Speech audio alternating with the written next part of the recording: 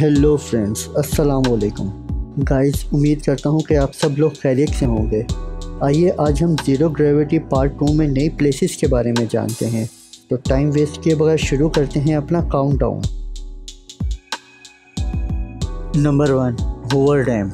America का मशहूर Hoover dam भी हमारे आज के काउंटडाउन का हिस्सा है। वैसे इसे 1931 से 1936 में कैलिफोर्निया को बिजली की सप्लाई के लिए बनाया गया था, लेकिन यहाँ पर भी ज़मीन की कशिश का असूल कुछ मुख्तलिफ है। बहुत सारे लोगों ने जब इसका तजर्बा किया तो ये बात वाज़ेह हो गई कि यहाँ भी ज़मीन की कशिश नहीं है। इस डैम पर खड़े होकर पानी नीचे गिराएं तो वो नीचे जाने की बजाय वापस ऊपर की तरफ आएगा। ये 725 फुट ऊँचा है और इस मेगा प्रोजेक्ट से जब हवा टकराकर ऊपर उठती है तो वो इतनी तेज होती है कि पानी को वापस धकेल देती है।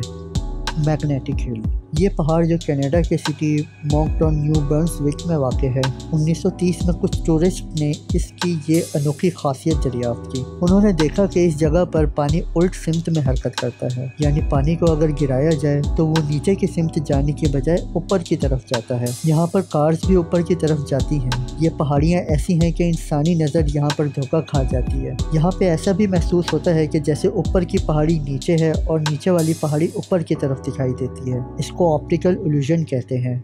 दोस्तों, दुनिया में बहुत सारी जगहों पर ऐसे पहाड़ पाए जाते हैं जहाँ पर ऐसी अनोखी चीज़ें होती हैं। तो आए कुछ और ऐसी ही पहाड़ियों के बारे में जानते हैं।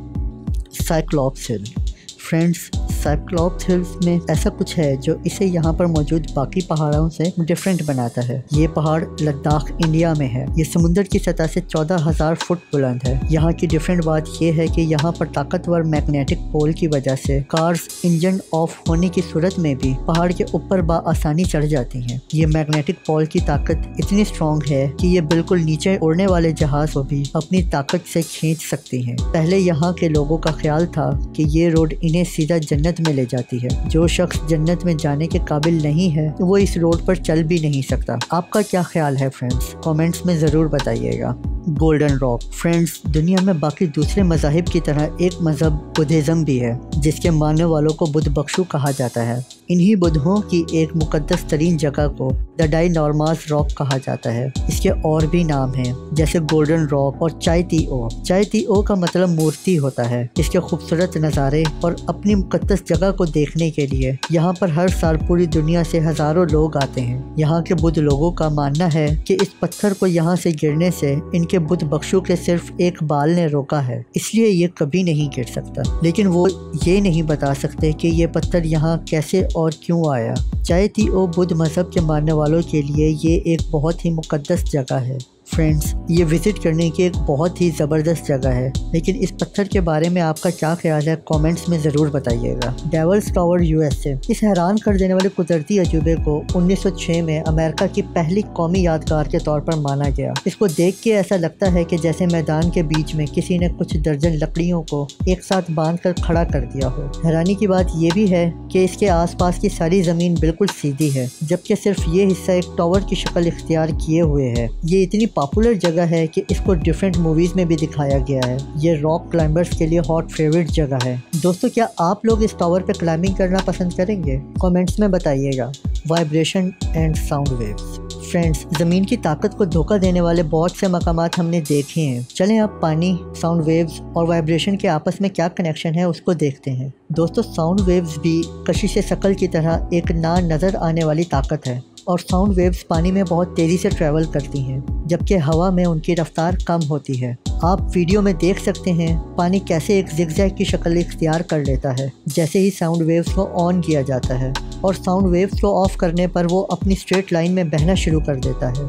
असल में पानी उन वेव्स से इफ़ेक्ट हो रहा है जो हम आम आँख से नहीं देख सकते, और इनको साउंड वेव्स कहते हैं। इन साउंड वेव्स की रफ्तार पानी में 4,914 फीट पर सेकंड, जबकि हवा में 1,125 फीट पर सेकंड होती है। फ्रेंड्स, सच में इस एक्सपेरिमेंट को देखना बहुत ही मज़े का है। स्पेस। International space station. आइए दोस्तों, अब हम असल नो ग्रेविटी जोन की तरफ आते हैं, जिसे हम स्पेस कहते हैं। खलानवर्द या एस्ट्रोनॉट्स वो लोग होते हैं जो खला में रहते हैं। इंटरनेशनल स्पेस स्टेशन वो नो ग्रेविटी जोन है जहाँ पर एस्ट्रोनॉट्स आज़ादाना घूम फिर सकते हैं।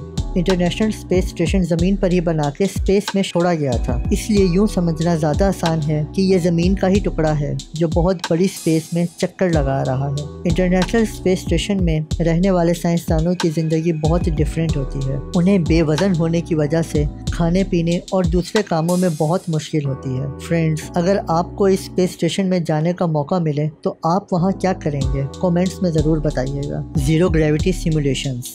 दोस्तों, अगर आप स्पेस का एक्सपीरियंस करना चाहते हैं और इंटरनेशनल स्पेस स्टेशन तक वैसे भी आम किसी बंदे की पहुंच मुश्किल बात ही होती है, तो इसके लिए साइंसदानों ने एक सिमुलेशन भी तैयार की है। सिमुलेशन उस चीज़ को कहा जाता है जिसमें मसनूई तौर पर किसी चीज़ की शक्ल या इफ़ेक्ट बना लिया जाए, जबकि हकीकत में वो चीज़ नहीं होती। वैसे तो ज़ीरो ग्रेविटी सिमुलेशन को साइंसदानों ने एस्ट्रोनॉट्स को ट्रेनिंग देने के लिए बनाया था, लेकिन इसमें आम लोग भी भारी फीस देकर अपने स्पेस में जाने को एक्सपीरियंस कर सकते हैं। ये सिमुलेशन एक बोइंग 727 में ज़रूरी तब्दीलियां करके बनाया गया है। फ्रेंड्स, क्या आप इस सुबर्ब ज़ीरो ग्रेविटी सिमुलेशन को ज्वाइन करना चाहेंगे? फ्रेंड्स, हमने देखा कि ज़मीन की ताकत हमारी रोज़मर्रा ज़िंदगी पर कैसे असर डालती है। अगर ये ताकत ना हो तो हमारी ज़मीन का निज़ाम दरहम भरहम हो जाए। वीडियो पसंद आए तो लाइक शेयर ज़रूर कीजिएगा। कमेंट्स में बताइएगा कि आपको काउंटडाउन में से किस नंबर ने इंस्पायर किया। तो मिलते हैं एक न्यू इंटरेस्टिंग वीडियो में। अपना ख्याल रखिएगा। फ़ी अमान अल्लाह।